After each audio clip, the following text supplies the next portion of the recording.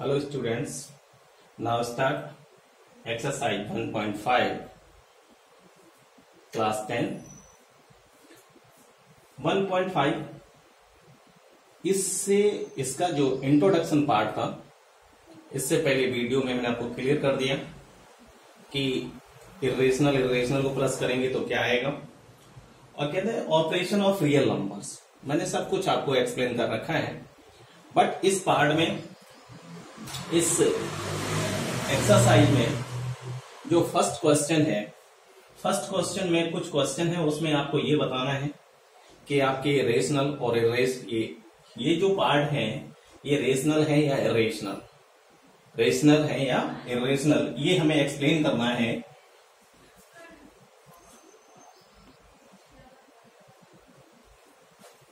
तो ये क्लासिफाई करना है, ये रेशनल है या इरेशनल। तो कैसे करेंगे, यहां देखें, ये जो हमारा नंबर है ये क्या है, रेशनल, और ये इरेशनल। मैंने इससे पहले आपको बताया है रेशनल माइनस इरेशनल और irrational minus rational. Rational number में से अगर हम इरेशनल नंबर माइनस करेंगे या इरेशनल नंबर में से रेशनल नंबर माइनस करेंगे तो always we get irrational result, चाहे कुछ भी हो। ठीक है, अब इसे पहले हम सिंप्लीफाई करेंगे। 3 प्लस रूट में 23 और माइनस रूट में 23, तो यहां क्या देखते हैं, ये प्लस माइनस कैंसिल, ओनली 3 आ जाएगा। ये आपका क्या है, रेशनल। ऐसे ही ये या रूट 7 से इसे क्या करेंगे, नेक्स्ट स्टेप में ये हो गया 2 root 7 upon root 7, 7 root 7, root 7 से रूट 7 कैंसिल, 2 अपॉन 7, तो ये भी तुम्हारा क्या है, रेशनल। ऐसे ही 1 अपॉन रूट 2, ये आपका क्या है, रेशनल अपॉन इरेशनल, तो ऑलवेज वी गेट इरेशनल। मैंने आपको ये सारे इनसे जुड़ा हुआ मैं सब कुछ आपको पीछे इंट्रोडक्शन में मैंने आपको बता दिया है कि rational upon irrational is always we get irrational number. ठीक है, अब इसके बाद नेक्स्ट है आपका 2 पाई। तो ये जो पाई है, पाई हमारा क्या है, इरेशनल, और 2 क्या है, रेशनल। तो रेशनल इंटू इरेशनल भी क्या होता है, इरेशनल ही होता है भैया। आप लोग इसे नोट कर लें, आपको बहुत अच्छे से समझ में आ गया होगा।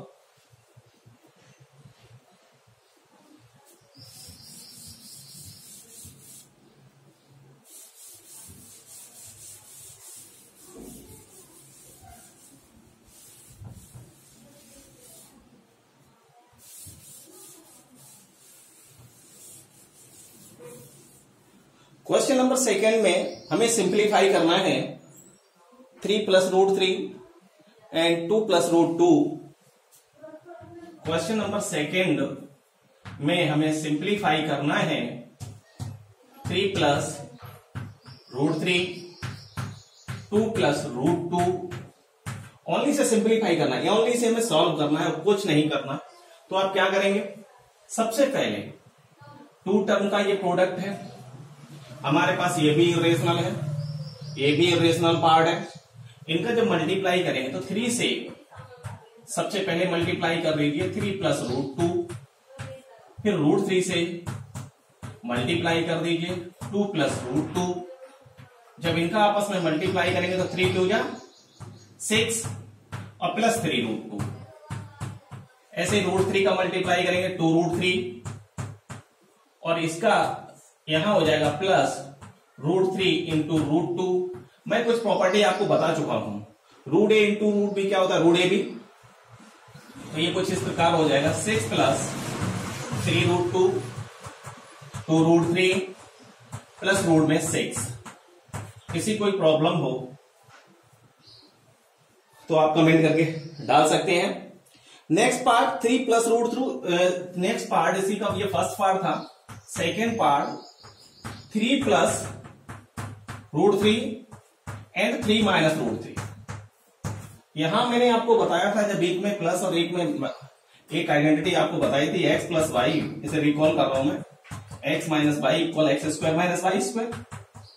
तो यहां वही लागू हो जाएगा, ये क्या है x और ये क्या है y।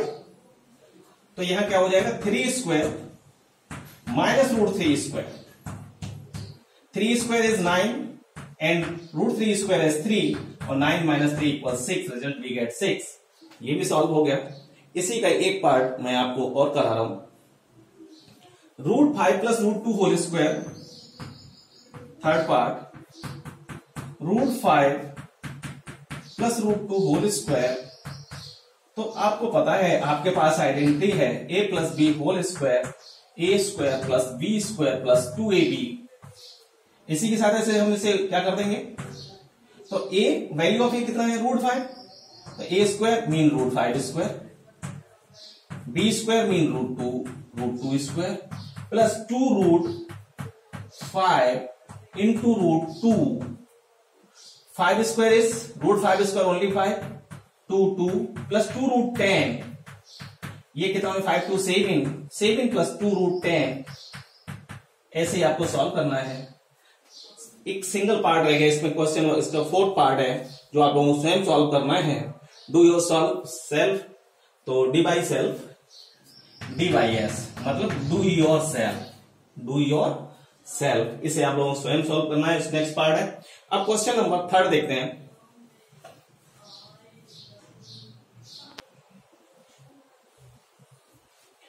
Question number 3 is, we shall define the ratio of the circumference से C, जो circumference है उन्होंने क्या कह दिया, C of a circle to its diameter से D, जो diameter है उसे बोला है D, that is pi equal C upon D। ये जो pi equal C upon D जो पार्ट है, this seems to contradict, ये क्या है, दुविधापूर्ण है, the fact that pi is irrational। तो हमें इसमें यह भी बताना है कि जो फैक्ट है वो फैक्ट ये है कि पाई हमारा क्या है, इरेशनल है। How will you resolve this contradiction, आप इस कंट्राडिक्शन को कैसे सॉल्व करोगे। तो देखें आंसर कुछ नहीं है। देखिए सी आपका क्या है, सरकमफ्रेंस है। एक हम सर्कल बना लेते हैं, ये हमने एक सर्कल बना लिया, ये इसका डायमीटर है, ये इसका क्या है डायमीटर, ये है हमारा डायमीटर डी। और सरकमफ्रेंस में आपको पता है सरकमफ्रेंस क्या होता है, जैसे किसी सर्कुलर पाथ पे हम यहां से चलना स्टार्ट हो जाए और वापस ही नहीं आ जाए तो ये डिस्टेंस कहलाती है सरकमफ्रेंस। अब आपको पता है ये जो डिस्टेंस है ये सर्कुलर है, सर्कुलर है, ये क्या है, ये डिस्टेंस है, इसका हम मेजरमेंट एक्चुअल मेजरमेंट ले सकते हैं। तो ये जो डी की वैल्यू होगी, यानी कि पाई इक्वल दिया आपको सी अपॉन डी, यानी कि आपको पता है ये कौन सी फॉर्म है आपकी, रेशनल फॉर्म है, पी अपॉन क्यू फॉर्म क्या होती है हमारी, रेशनल फॉर्म होती है। बट पाई इक्वल है, पाई हमारा रेशनल है, तो हमें यह भी बताना है ये हमारा क्या होगा, इरेशनल होगा। अब ये इरेशनल कब होगा, जब दोनों C and D both are not integer, या ओनली इसमें से एक इंटीजर ना हो। डी तो इंटीजर हो सकता है, सी नहीं हो सकता। ओनली इसमें से सी एंड डी एनी वैल्यू, इसमें से कोई भी वैल्यू ऐसी है जो हमारे इंटीजर नहीं है, यानी कि रेशनल नहीं है। क्या नहीं है, रेशनल नहीं है। अब रेशनल नहीं है वो कैसे हम प्रूव करेंगे भाई, तो एक बात समझने वाली बात है, ये तो डिस्टेंस है, डिस्टेंस तो आपकी इंटीजर ही होगी, कुछ भी हो इंटीजर होगी। तो ये तो बात पक्की है कि जो तुम्हारा डी है वो क्या है, तुम्हारा कुछ ना कुछ तो होगा, कुछ ना कुछ होगा। तो डी तो हमारा इंटीजर होगा। जब डी हमारा इंटीजर है तो डी, ये जो पार्ट है ये कैसा हो गया, रेशनल। कैसा हो गया, रेशनल। अब बात करते हैं सी। सी हमारा सर्कुलर पाथ पर है, तो इसके लिए हम क्या मेजरमेंट लेंगे, कौन सा स्केल लेंगे या कौन सा डिवाइस लेंगे जिसका हम इसका एक्चुअल मेजरमेंट ले सकें। अगर हम इसका एक्चुअल मेजरमेंट लेते हैं तो वो एक्चुअल नहीं होगा, अप्रोक्सीमेटली आएगा। कैसा होगा? जब अप्रोक्सीमेटली होगा, और जो अप्रोक्सीमेट वैल्यू होती है वो कभी भी रियल वैल्यू नहीं होती। Approximate value is never real value. तो एक बात समझ में आ रही है, जब ये अप्रोक्सीमेट वैल्यू होगी तो डेफिनेट कैसी होगी? इरेशनल ही होगी। और ये भी हमारा क्या हो जाएगा? Irrational upon rational. तो ये पार्ट भी कैसा हो जाएगा? इरेशनल हो जाएगा। मैंने आपको बताया है रेशनल अपॉन इरेशनल भी इरेशनल होता है, और इरेशनल अपॉन रेशनल भी क्या होता है? इरेशनल होता है। तो अब इसमें सबसे बड़ी बात है, जब ये अप्रोक्सीमेट वैल्यू होगी सर्कमफ्रेंस की, तो जो सी है वो हमारा इंटीजर नहीं होगा। सी जो है वो क्या नहीं होगा? इंटीजर। तो आप लोग स्टेटमेंट देंगे, क्या देंगे? C and D should be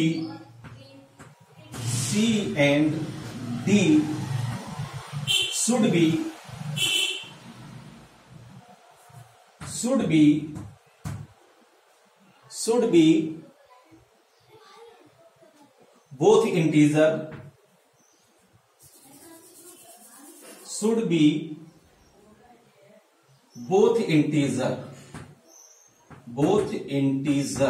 यानी कि इसका मतलब ये था कि सी एंड डी हमारे दोनों कैसे होने चाहिए थे? इंटीजर होने चाहिए थे। But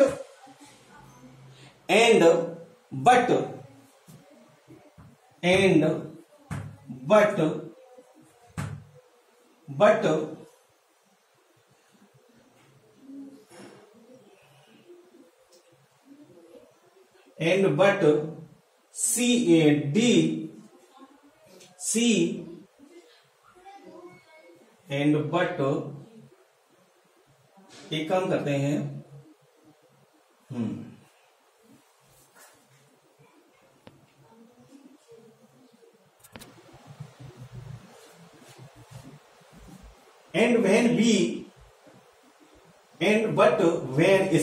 when we measure C and D we get approximate value। तो यहां हमने क्या बताया कि जो C और D हमें कौन सी वैल्यू देते हैं? अप्रोक्सीमेट वैल्यू देते हैं। अब आपने कहा होगा सर, आपने कहा तो D तो इंटीजर हो सकता है, बट D भी हमें अप्रोक्सीमेट वैल्यू दे सकता है। मैं आपको समझाने की कोशिश कर रहा हूं, आप समझना। जब हम किसी को नंबर लाइन पे रिप्रेजेंट करते हैं, मान लो नंबर लाइन पे रिप्रेजेंट किया हमने 1.14, क्या हमने यहां 1 2 3, अब हम रिप्रेजेंट कर रहे हैं 1.14। अब आपको पता है 1.14, तो इसमें हमारे कितने होते हैं? 10 ब्लॉक होते हैं। अब 1.14 कैसे शो करोगे भाई? 1.14 कैसे शो करोगे? तो एक चीज समझ में आ गया, कहीं ना कहीं ये 1.14 भी है, ये हमारा इसका अप्रोक्सीमेट पार्ट ही होगा। क्या होगा? इसकी भी वैल्यू होगी, वो अप्रोक्सीमेट ही हम इसे रिप्रेजेंट कर पाएंगे। तो यहां से एक बात भी कंफर्म होगी, सी भी अप्रोक्सीमेट वैल्यू देगा एंड डी भी अप्रोक्सीमेट वैल्यू देगा।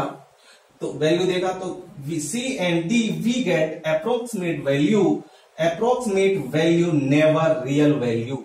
और जो अप्रोक्सीमेट वैल्यू होती कभी भी रियल नहीं हो सकती। तो देयरफॉर पाई इक्वल, जब तो ये क्या होंगे? हमारे इरेशनल ही हो जाएंगे। सी और डी कैसे हो जाएंगे? तो therefore pi equal c upon d is a irrational number. बस इसमें यही स्टेटमेंट देना है, क्योंकि ये चीज हमें फील करनी है। क्या करनी है? फील क्या करनी है कि इनकी जो वैल्यू होगी वो अप्रोक्सीमेट वैल्यू नहीं होगी, बस वो इनकी जो वैल्यू होगी वो अप्रोक्सीमेट वैल्यू होगी, ना कि कंफर्म होगी। कि इनका एक एक्चुअल मेजरमेंट कभी नहीं आएगा। जब हमारे पास एक्चुअल मेजरमेंट नहीं होगा, वो हमारी अप्रोक्सीमेट वैल्यू होगी, तो वो हमारी रियल नहीं होगी। तो ये हमारे दोनों कैसे होंगे? इरेशनल ही होंगे। कैसे होंगे? इरेशनल ही होंगे। इस बात को आप लोग बहुत अच्छे से समझ गए होंगे। अब इसे नोट करें।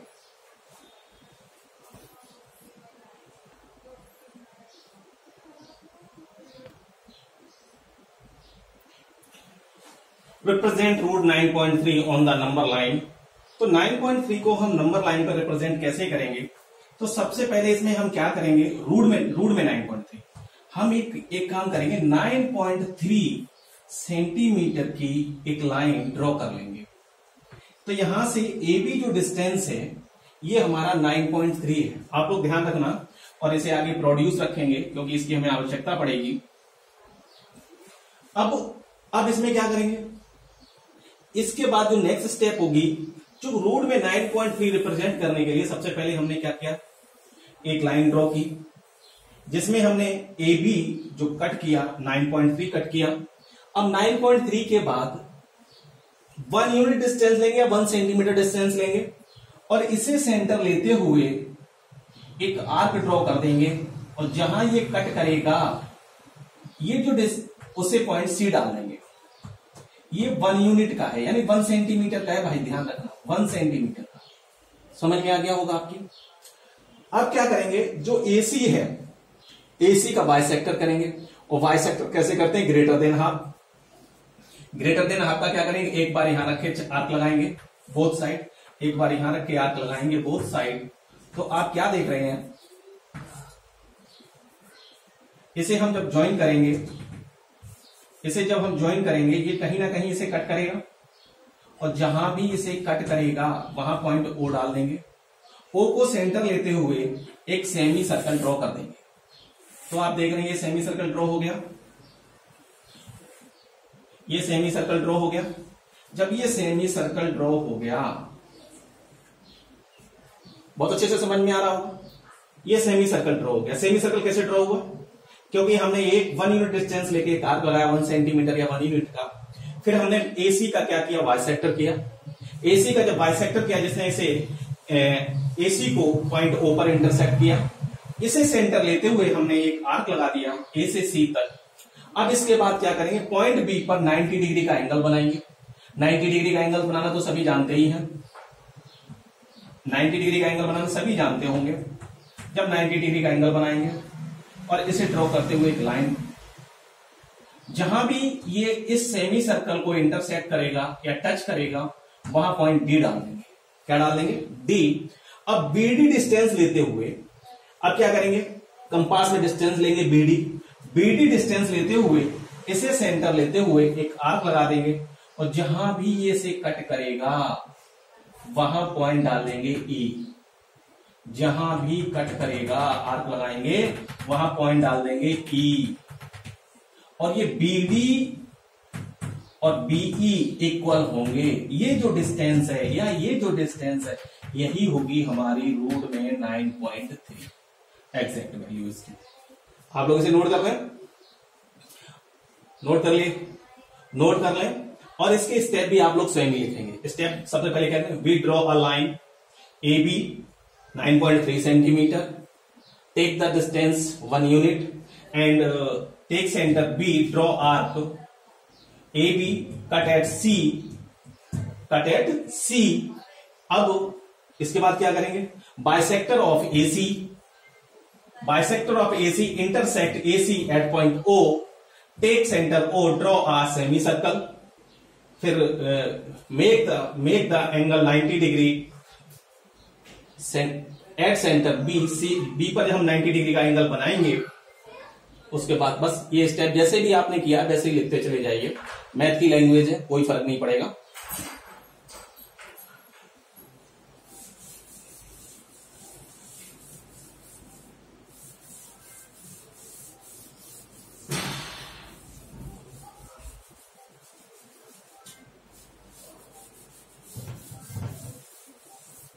अब देखिए क्वेश्चन नंबर लास्ट, इसका इस एक्सरसाइज का लास्ट क्वेश्चन जिसमें कई पार्ट हैं आपके। इसे में क्या करना, रेशनलाइज करना है डिनोमिनेटर को। क्वेश्चन नंबर आपका है ये 4, 5, 6, 5th पार्ट है। फर्स्ट पार्ट है 1/√7। इसे हमें रेशनलाइज करना है। रेशनलाइज क्या करेंगे, डिनोमिनेटर को पहले डिनोमिनेटर को सिंप्लीफाई कीजिए। इसके फैक्टर तो होने नहीं, ना फैक्टर होने ना कोई पेयर बनना। तो रेशनलाइज करते समय √7 का ही मल्टीप्लाई कर दीजिए न्यूमरेटर में भी और डिनोमिनेटर में भी। अब ये हमने डिनोमिनेटर में भी कर दिया और न्यूमरेटर में भी कर दिया। अब यहां आपको पता है कितना हो जाएगा, √7, और यहां √7 और √7 का मल्टीप्लाई हो जाएगा कितना आपका 7, डेफिनेट √7 का स्क्वायर हो जाएगा। यहां हम लिख सकते हैं √7 स्क्वायर, इसे हम लिख सकते हैं √7/7। तो ये जो डिनोमिनेटर था इसे हमने कर दिया रेशनलाइज। अब इसका next question number second part है इसी का, काफी ये पार्ट है थोड़ा सा ठीक ठाक। 1/√7 माइनस √6, √7 माइनस √6। अब इसे भी क्या करेंगे, रेशनलाइज करेंगे। अब इसे रेशनलाइज करते समय हम क्या देखेंगे, √7 माइनस 6। अभी आप ये कहोगे सर यहां तो 1 टर्म था तो आपने उसी से मल्टीप्लाई कर दिया। अब यहां क्या है, बीच में माइनस है, तो कोई बात नहीं, आप इसका पेयर ले लो। यहां माइनस है, स्क्वायर ऑफ डिफरेंस में क्या आता है, a प्लस बी और a माइनस बी। क्या आता है, a प्लस बी और a माइनस बी। तो यहां a माइनस बी है आपके पास, a प्लस बी से आप मल्टीप्लाई कर दो, यानी कि a की वैल्यू है √7 प्लस √6। जब इक्विवेलेंस बैलेंस करने के लिए हम जब यहां मल्टीप्लाई किया तो इसका हम न्यूमरेटर में भी मल्टीप्लाई करेंगे, √7 प्लस √6। अब ये क्या हो गया, √7 plus √6 upon √7 square minus √6 square. आपको पता है स्क्वायर ऑफ डिफरेंस में मैंने भी पीछे बताया ही आपको। तो यहां हो जाएगा √7 प्लस √6 अपॉन 7 माइनस 6, और 7 माइनस 6 वी गेट 1। तो ये हो जाएगा √7 प्लस √6, दैट इज आंसर। ये भी हो गया। तो आप लोग बहुत अच्छे से समझ में आ रहा होगा कि क्या चल रहा है। अब देखें,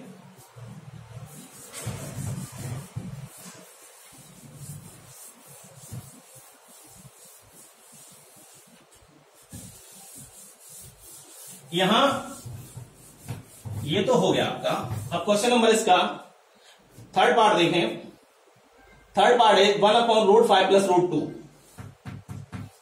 1/√5 प्लस √2, इसे आप क्या करेंगे, रेशनलाइज करेंगे। तो मैंने क्या बोला, आपके पास अब क्या है, a प्लस बी। क्या है यहां पर, a प्लस बी पार्ट है, a माइनस बी है ही नहीं, अपनी तरफ से कर दो। √5 माइनस √2, √5 माइनस √2। अब इसे सॉल्व करेंगे तो ये तो हमारे पास रहेगा √5 माइनस √2 ही रहेगा, अपॉन यहां √5 का स्क्वायर कितना हो जाएगा, 5। डायरेक्ट कर देते हैं, √2 का स्क्वायर कितना हो जाएगा, 2। तो कितना हो जाएगा, √5 माइनस √2 अपॉन 3। अब इसे माइनस क्यों नहीं कर सकते, यहां √5 है, यहां √2 है, सेम कास्ट के नहीं है, इसलिए हम इसे माइनस ही नहीं कर सकते। अगर यहां √5 होता तो कुछ सोचते भी, ठीक है, या इसके साथ में कुछ कोएफिशिएंट होता तो भी सोचते। Last part is fourth part of question number 5, 1/√7 minus 2। √7 minus 2। अब आप लोग कहोगे कि अरे सर यहां तो रूट है ही नहीं है तो क्या हुआ, ये a है ये b है, आपके पास a माइनस बी है, a प्लस बी अपनी तरफ से फिट कर दो। 1/√7 माइनस 2, तो √7 क्या हो जाएगा, +2। यहां भी √7 +2। अब इसे आप सॉल्व करोगे तो ये तो रहेगा √7 +2 अपॉन, यहां क्या हो जाएगा, √7 होल स्क्वायर माइनस 2 स्क्वायर। तो ये हो जाएगा √7 +2 अपॉन 7 का स्क्वायर और माइनस 2 का square. √7 square is 7 and square of 2 is 4।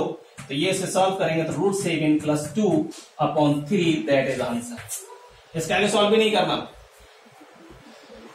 Exercise finish. तो आप इसका अच्छे से रिवीजन करेंगे, एग्जाम्पल भी करेंगे, कोई प्रॉब्लम आती है कमेंट में डालेंगे, हम आपको बताएंगे, ठीक है, ओके।